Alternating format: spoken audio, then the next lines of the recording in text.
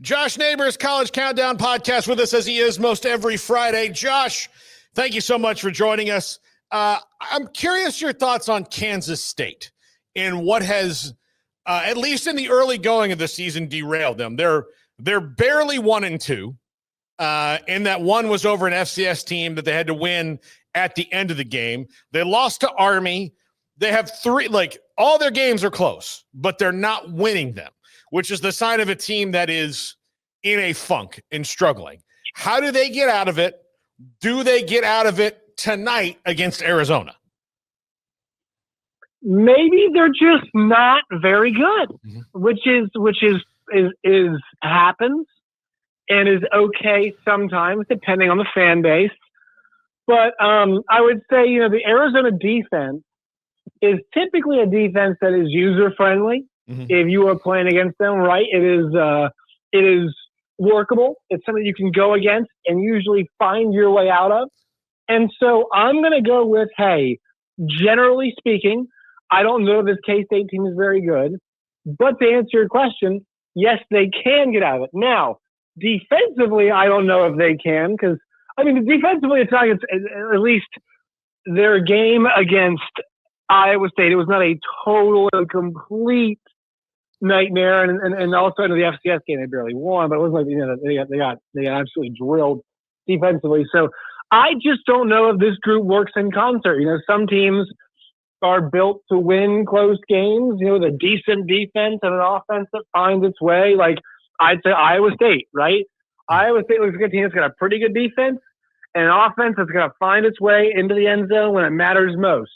Maybe Kansas State is just the reverse Iowa State, where it's like, it's just not all the way there to win the close game. They're going to lose the close game. So I think they can get back on track tonight against Arizona.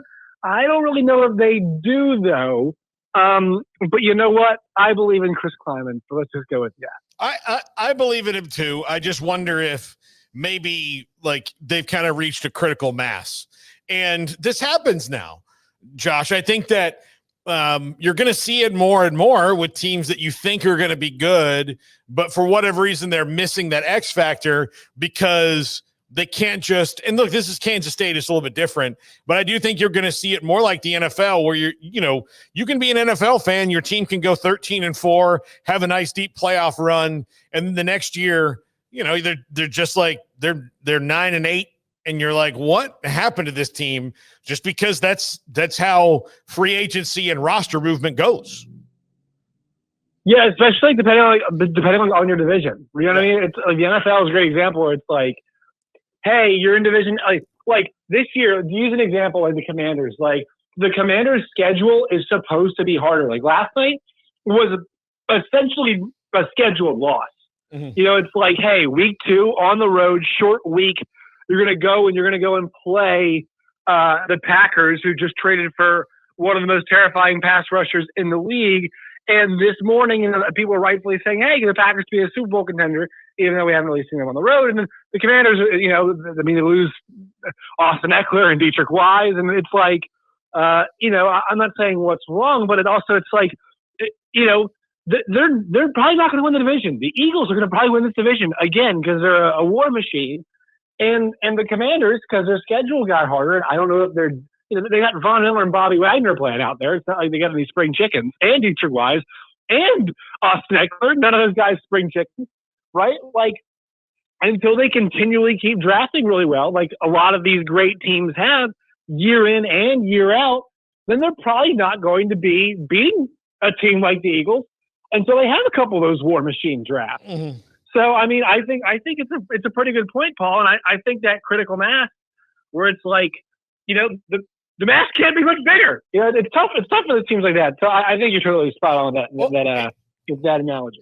And in a league as close as the Big 12, you're talking about, one assistant, 2 or 3 players that make you all of a sudden middle of the road or worse instead of the top of the pops, right? It's just that fast that it could happen to you in a league like the Big 12 because it's tough. I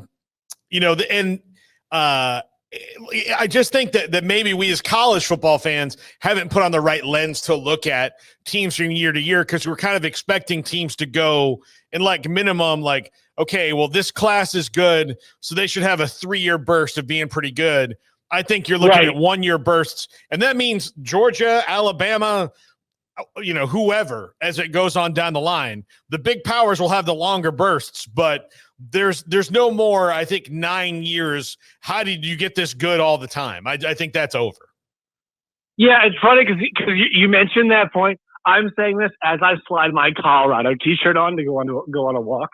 So it's like, it's kind of like Colorado is a good example of a team where it's like they've gotten out of that basement, like they've got out of that really the crap zone, if you will. But like the good, I mean, is the good Colorado a window of 3 years of 9-10 wins? I don't think that's going to happen for them. It is, and it's weird. Like, can you keep building the Kansas State of old, right? Where it is a 7-win proposition often, right? You hold at 7, you hold at 8, and you pop for 9-10. I think a lot of teams are asking the question of, can we build that way anymore? And Paul, I don't know the answer. Like, do you think it's possible to hold the fort at 8, 9, and pop at 10? Or do you think it's going to be a much more a lot more variance? I think people are going to have to give coaches a little bit more grace than they have. I think there's going to be, I think they are, because, and the thing is that we heard the discussion, in the off season about, okay, some years, so you're going to go in the transfer portal in January and say you strike out on the 3 biggest guys. Then you could beat, I'll just use the example of Tennessee, right? They're a good SEC team. They're not a great SEC team. So say again, they have a ton of money and they've got all this backing. So if you're Josh Heupel and the powers that be at Tennessee, and you lose some guys, you like your true freshman players that you had coming in, but you also know, look, it's going to take time for these particular guys to develop. We've got some okay guys in the portal, but this guy's not ready to play quarterback, and we try to get a quarterback, and we wound up just getting a guy who's a placeholder as opposed to somebody like they did this year with Joey Aguilar, who looks like he can win games for them, and then and so you got a placeholder at quarterback. Maybe you don't have good wide receivers, or your offensive line, defensive line, whatever it is just kind of there. So you haven't spent all that money in the portal. Do you backfill it so that, all right, well, we'll just spend this money later before the calendar runs out and then do it for next year? Well, that means that Tennessee's probably going to be 7-5 that year, right? Because given the schedule that they're going to have with 9 conference games and all that, they're probably going to be an okay team. They might upset somebody, but at the end of the day, what's happening, right? They're going to be 7-5, and then people can freak out about Josh Heupel all you want, but you're like, look, it came down to us and Georgia and Alabama for 2 of the 3 best quarterbacks, and Georgia and Alabama got them. We didn't. So we like the guy for next year. He's going to be all right, but he was 190 pounds, and he wasn't ready to go out there yet. So we got this guy from Miami of Ohio who threw for a bunch of yards, and we didn't win all the games, but we made it through. We're in a bowl game. We're going to build on that and move on. I think that's the approach now. What's funny is how much this is going to be framing, because I think there is a chance that, hey, maybe I mean, I don't know how good Tennessee is this year. People seem to think they're not bad, but the fact of the matter is, whenever Tennessee has gone and played Georgia, it's really gone poorly for them. You know what I mean? That style, just whenever they try to punch them other ways, like when Tennessee plays the ostensibly more physical teams, like the Georgias, the Ohio States, the Bama ones worked out for them a couple times now. But generally speaking, those games the physical games don't go better for them. And are we going to have a situation where it's the team that Tennessee thinks is better, doesn't make the playoff, but Nico, the quarterback that we think is bad, is the one that makes the playoff for them? Does that make sense? Yeah. Nico is gone now, and I think Tennessee fans think the program is better for it, but will the results bear that out? And I'm not saying it means that they're wrong to get rid of Nico, but I just think it's interesting how because it's funny. It used to be only 4 teams make it. Well, now I'm making the case to you, Paul. Only 12 make it. So it's how do you get one of those 12 spots? And do you win the right combination of games, the right combination of roster? Like, we are really NFLing this thing now. I mean, we really are NFLing this thing up, aren't we? Yeah. It's like, well, you know what? Just turns out that Team X and Y were in a division being, your conference, and it just kind of didn't work out. And, we were like last year, 4 Big Ten teams make it, and obviously 2 of them not playing the championship game, Indiana and then Ohio State, the national champion. But like, how does that work out, in the SEC? I just think it's very interesting, kind of the roster calculus, and then the coach PR spinning of things. Will be interesting because I think Tennessee eventually is going to hit one of those points where it's like we're at a wall where we keep winning more than we had with Josh Heupel, but also we're not winning the way we want to with Josh Heupel because they keep getting pounded against more physical teams, and I don't think that's going to change. Yeah. You know what's interesting to me, and this is the last thing for you, Josh, about the SEC is, they had 3 9-3 teams last year that would have been in consideration for the playoff, but all of them had multiple legitimate reasons to be left out. So Here's how smart they are. They figured out the way to make 9-3 where people can go, well, I mean, that's pretty good. Right? Like okay, we're going to play 9 scheduled games. We got the committee to agree to what our standards are of scheduling, of which no one knows. That's not public information.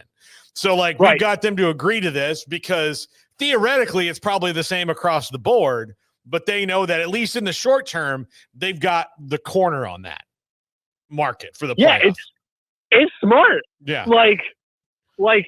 We somehow went last year. And I mean, maybe Paul, maybe we keep the foresight that we had last year. Cause I look back at Bama last year and I think to myself, okay, what was the case? And I still feel pretty confident in the fact that, hey, you lost to 2 6-win teams, right? Mm-hmm. You lost to 6-win Vandy and you got pounded, but you got pounded by 6-win Oklahoma. So you really didn't deserve to be there. And to me, I've said this a bunch, the only other case I thought it was strong on the outside was Miami. And I would have rather seen Miami than Alabama because Miami had if we're doing the whole TV product deal, Miami had an exciting player in Cam Ward who was awesome. And they played exciting games because Cam Ward had to be awesome. Mm-hmm. And their 2 wins that they had, the 2 losses they had last year, he wasn't super duper man. And I think that's what caused them to lose those games. So I would have rather seen that. But still, I look back, I don't think Alabama had that good of a case. South Carolina was surging late, but I didn't think they had that good of a case. So I'm still of the mind that we got to evaluate each resume as it is, as we see it. But I think the groupthink is, we've got the sauce now, right? Don't worry, guys. We'll have this 12-game schedule that's going to be plenty competitive enough when they take a look at the end of the year.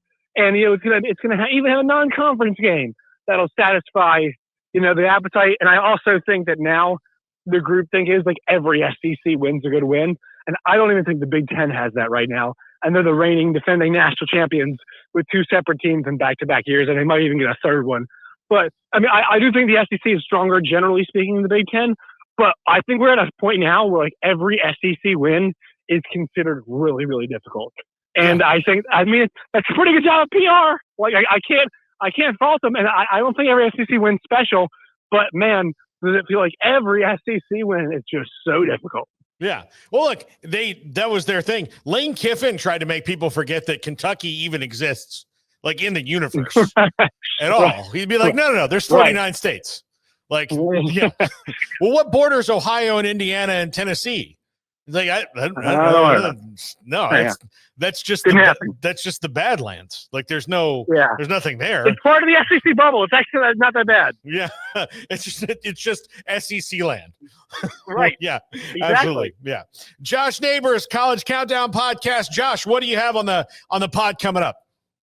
Well, right now we're trying to get the computer to work. We had a big screen crack, so we're trying to get we're trying to do is, number one, have a podcast. Number two, we're going to do, I'll put up the Saturday 7, which will be me picking the 7 biggest games this weekend. So If the computer doesn't work, at least phone version of Josh will have that, probably from my car today, as my broadcast partner Jackson Braswell navigates our way to Lake Hamilton versus Arkadelphia tonight for the Buzz High School football game of the week. So we'll have a Saturday 7 coming up, and also more reaction from the weekend that was in football. That is Josh Neighbors, College Countdown Podcast. Josh, we'll talk to you next week. See you guys. All right. Josh Neighbors, this is 365 Sports. I'm eating Olive Garden in a minute.